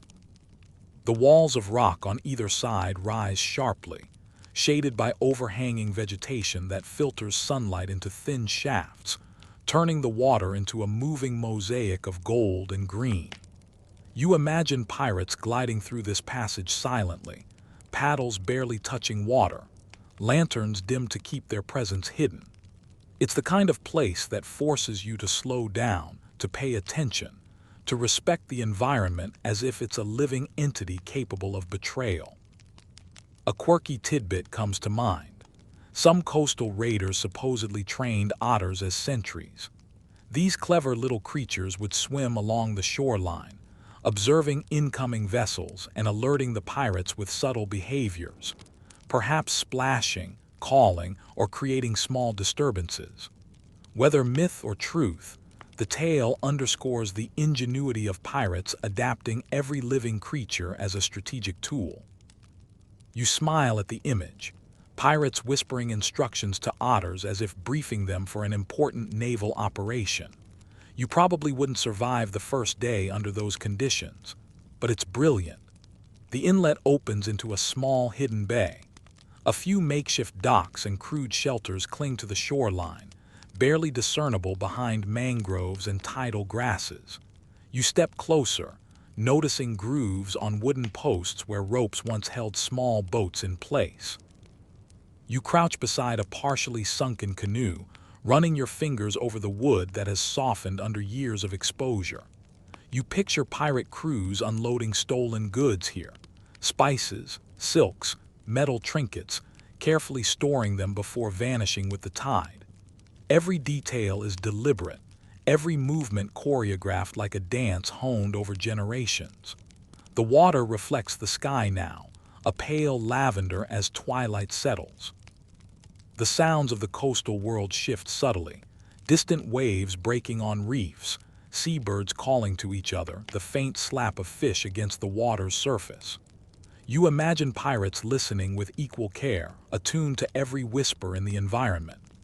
They relied not just on stealth and cunning, but on the subtle music of nature, the creak of a dock, the shift of a tide, the flutter of wings, to signal opportunity or danger. A low archway in the cliff hints at an interior cave, partially flooded and concealed from view.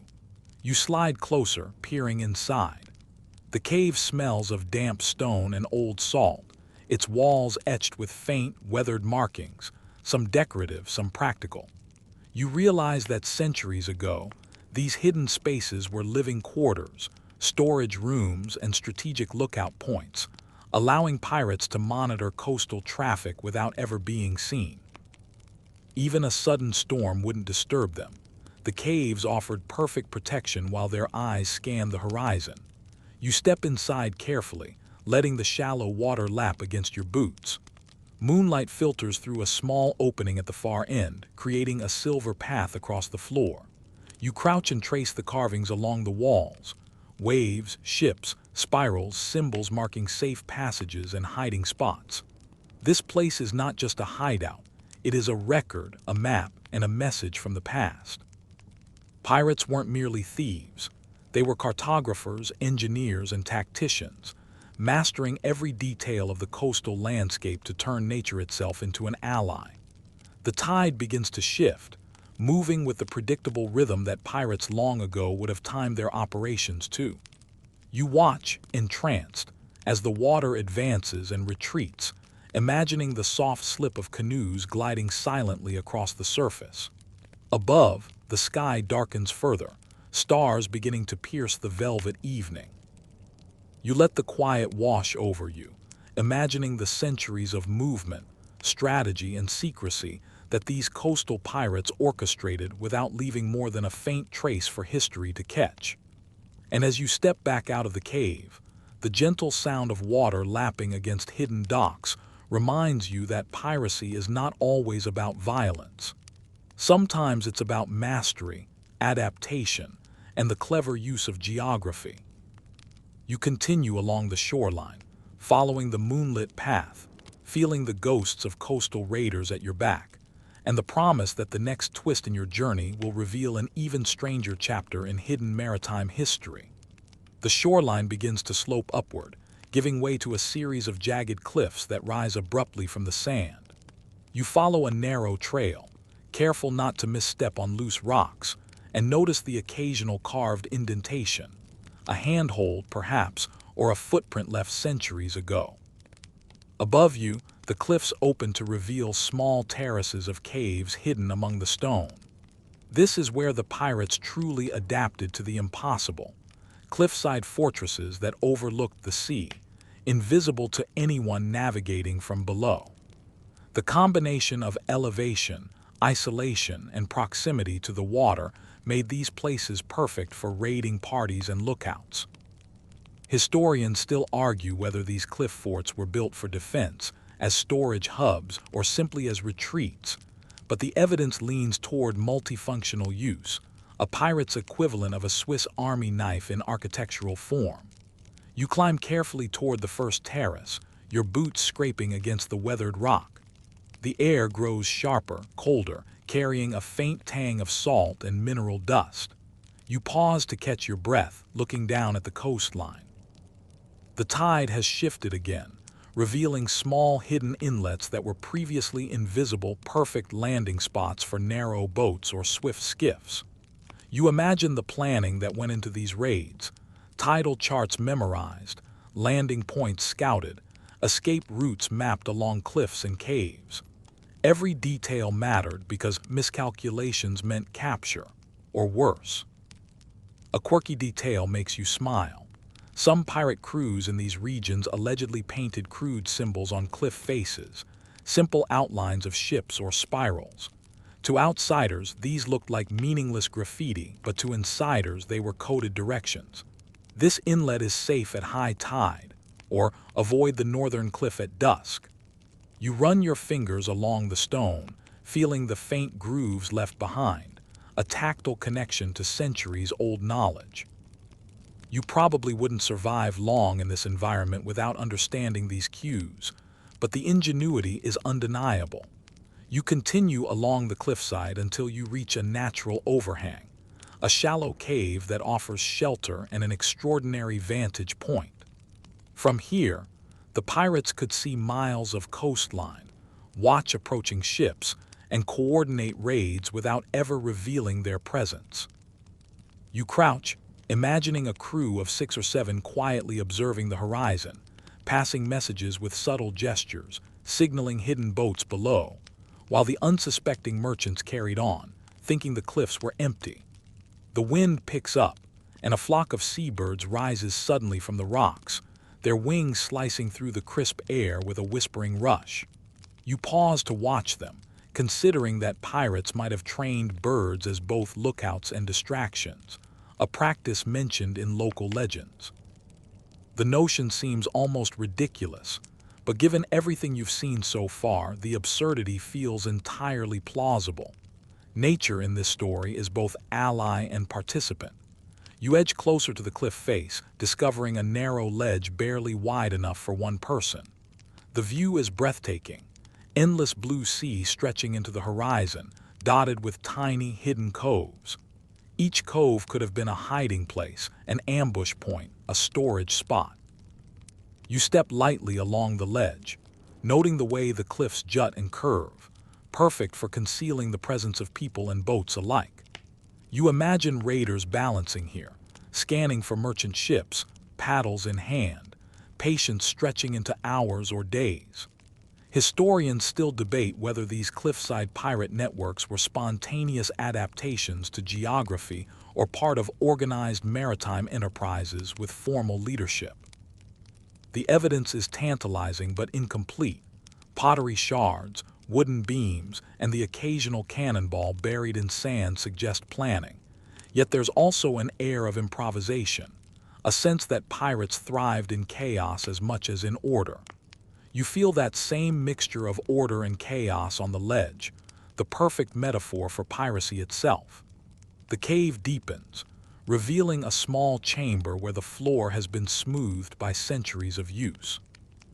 You crouch to inspect it, tracing long grooves where wooden planks once rested.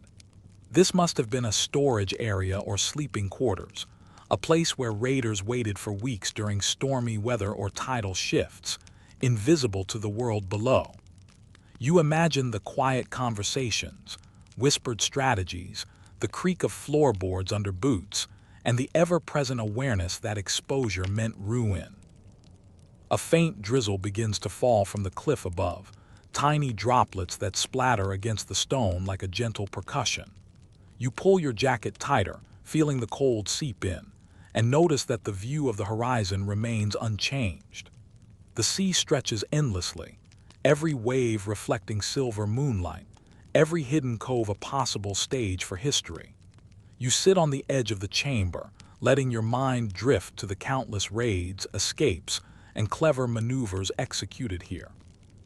And as the wind brushes your face, carrying salt and the faint echo of waves, you realize that piracy is not just a tale of ships and swords.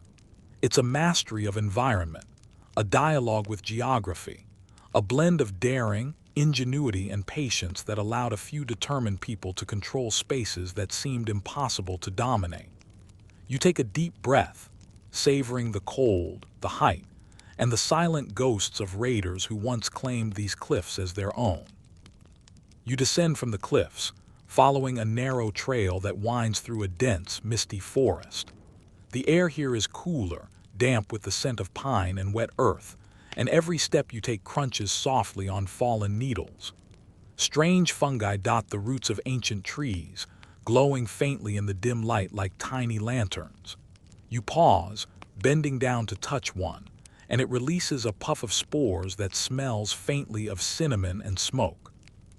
You probably wouldn't survive in a forest like this without careful attention.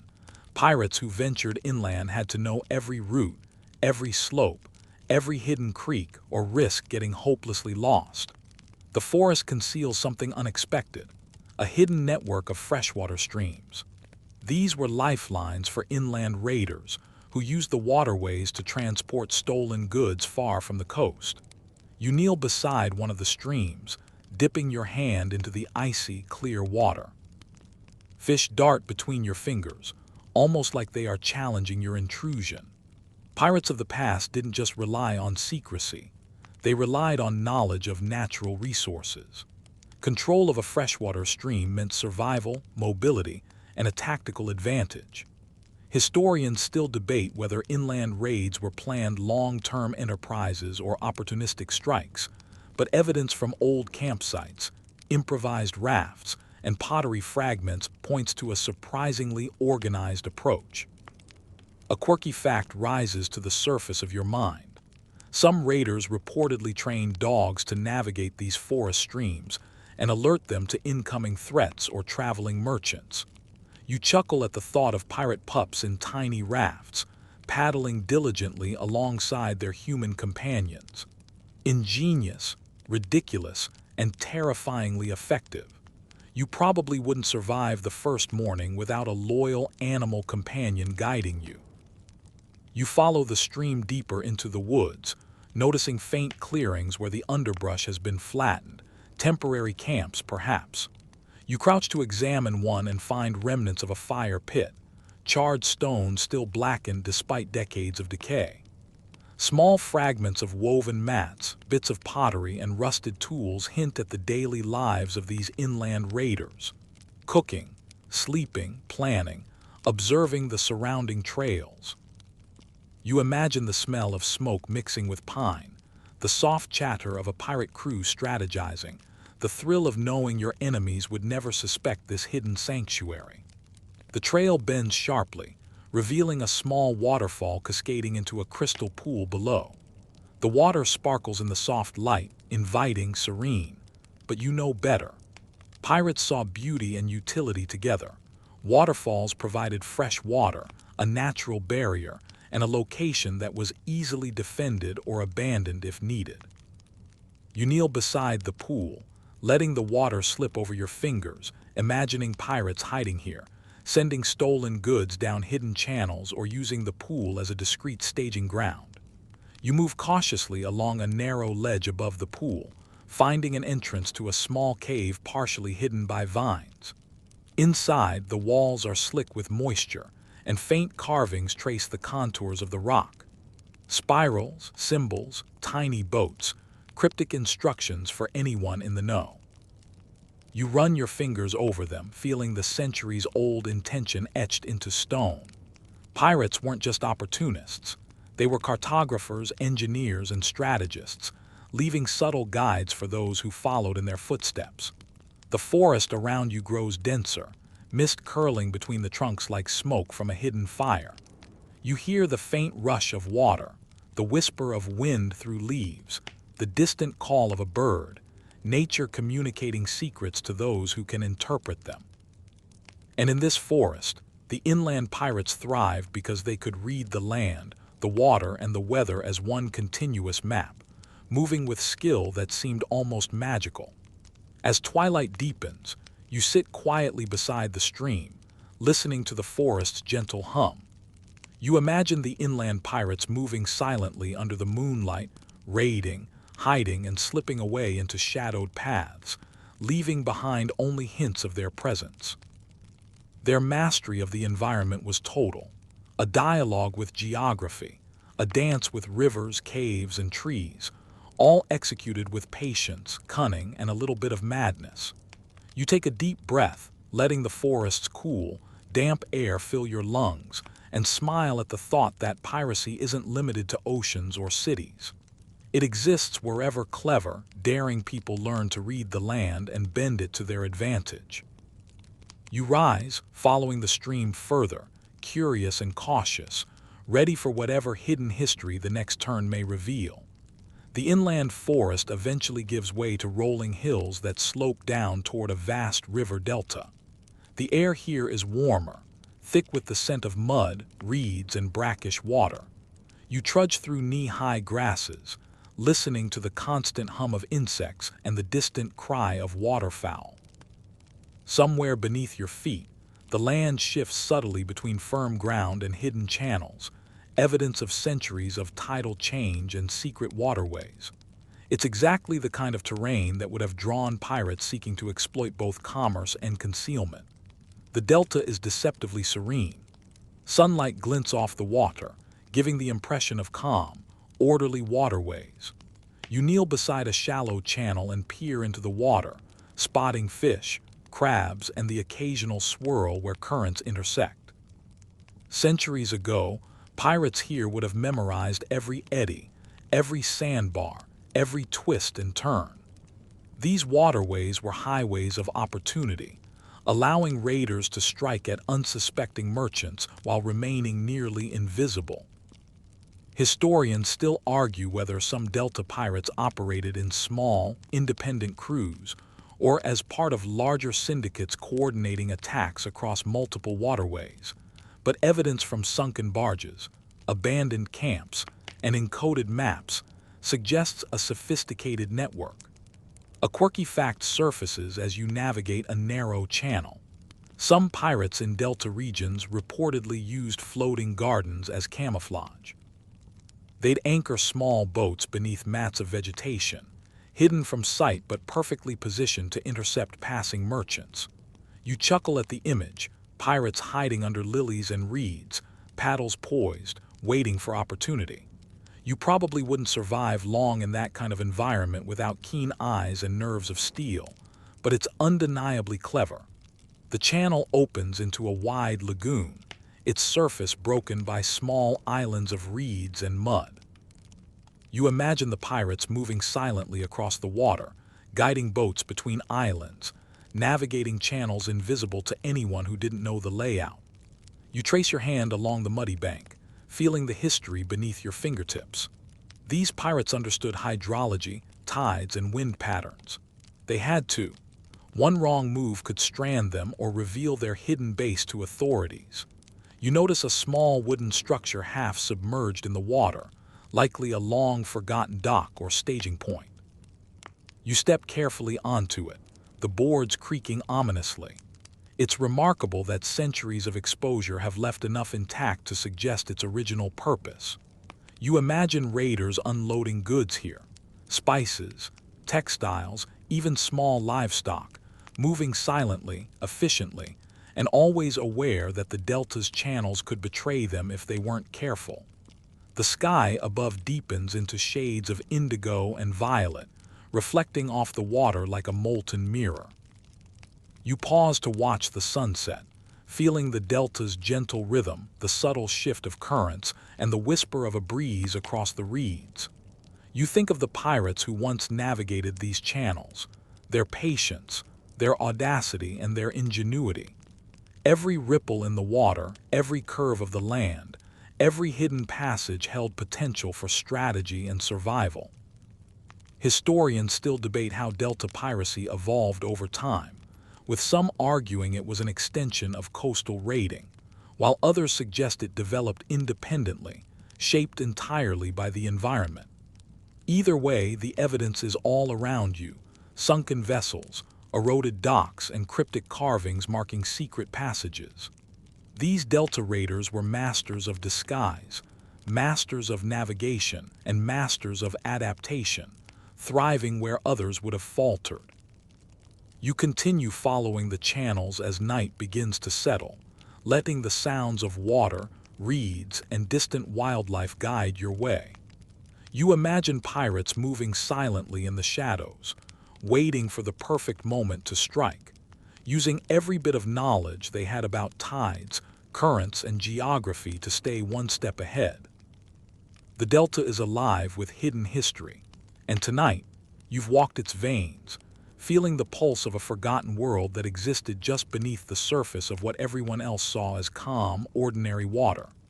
The Delta finally yields to the vast expanse of open estuary, where river meets sea in a soft, brackish embrace. The air smells of salt, mud, and seaweed, and the horizon stretches endlessly, a shimmering line where water, sky, and imagination blur together. You trudge along the muddy banks, boots sinking slightly with each step, feeling the pull of tides beneath your feet. A reminder that nature, not man, sets the tempo here. It's a place that seems almost timeless, as if centuries could pass without changing a single curve of land or wave of water. The estuary is ideal for raiders. Small, shallow channels wind through marshes and tidal flats, hiding boats that vanish from sight the moment anyone glances in the wrong direction. Pirates here had to be part cartographer, part naturalist, part opportunist, reading water levels, wind shifts, and migratory patterns as easily as most people read a clock. Historians still debate whether these estuary raiders were local crews familiar with every tidal nuance or itinerant pirates traveling from other coasts, but the evidence of sophisticated hideouts, sunken vessels, and coded landmarks tells a story of precision, cunning, and adaptability. You kneel beside a narrow channel, peering into its brackish depths.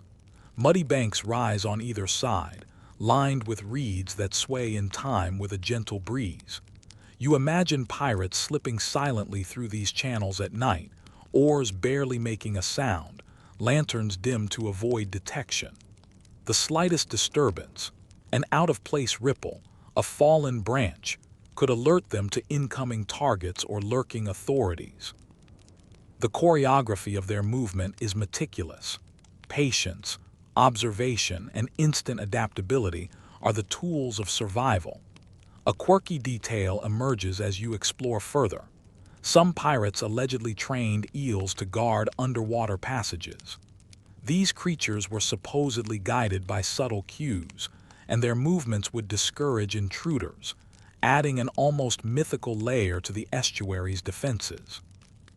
You laugh softly, thinking you probably wouldn't survive a week here without animal allies or a profound understanding of the currents, but you appreciate the creativity and audacity.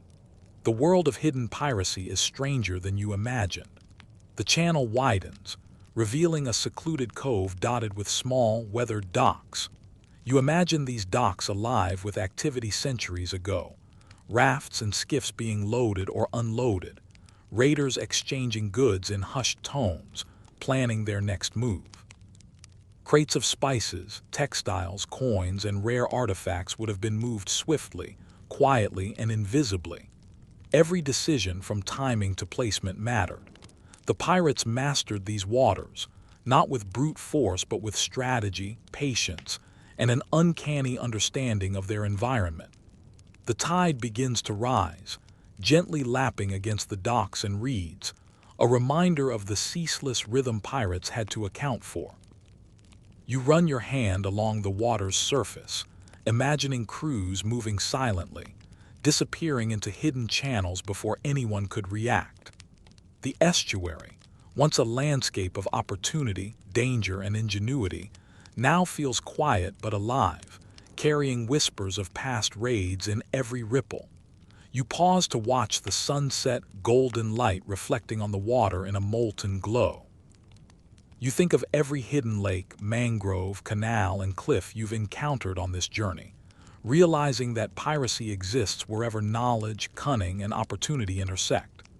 The world is filled with hidden stories, and these pirates of city, river, delta, and cliffs mastered them all. Your footsteps take you to the water's edge, where the tide laps gently against your boots. The estuary holds its secrets tight, but you feel them anyway. The pulse of hidden fleets, the rhythm of clandestine operations, the ingenuity of people who thrived unseen. And as night descends, you breathe deeply, letting the cool air and the faint scent of salt fill your lungs. You smile, knowing that piracy is never about violence alone. It's about adaptation, mastery, and survival in the most unexpected places. You settle on the edge of the estuary, letting your legs dangle over the soft mud, the tide gently rocking beneath you. The sun has vanished completely, leaving the sky deep indigo, dotted with stars that twinkle faintly like distant lanterns guiding unseen sailors. The air has cooled, carrying whispers of salt, earth, and the quiet rustle of reeds. You breathe slowly, deliberately, feeling the pulse of the water, the land, and the night mingling together. Every wave lap, every whisper of wind, every subtle croak of a distant frog reminds you that this world is ancient, layered, and still alive with echoes of history. The pirates you've traced tonight, from canals beneath city streets to cliff-side fortresses, mangrove labyrinths, and hidden estuaries, exist now only as shadows and stories. Yet you sense them in the rhythm of the water, in the hush of the mangroves, in the subtle markings etched into stone and wood. They are whispers in the night, clever, daring, and quietly undefeated. And somehow, by walking their paths, following their rivers, and tracing their hidden domains, you feel connected to that ingenuity, that audacity, that intimate understanding of the world. The stars brighten and the tide murmurs softly. You let your eyes drift, absorbing the infinite reflections on the water's surface, letting your thoughts slow, your body relax. There is no rush, no need to move, only the gentle presence of a world that has always existed beneath, behind, and around the obvious. You inhale one last time, tasting salt, mud, and memory, and feel the quiet satisfaction of having glimpsed something extraordinary. Now dim the lights, maybe turn on a fan for that soft background hum, and let the estuary, the cliffs, the canals, and the mangroves settle in your mind. Let the pirates fade gently into shadows, their stories drifting with the tide. Close your eyes, let the cool night air soothe you, and know that the world is full of secrets just waiting for someone patient enough to find them. Sweet dreams.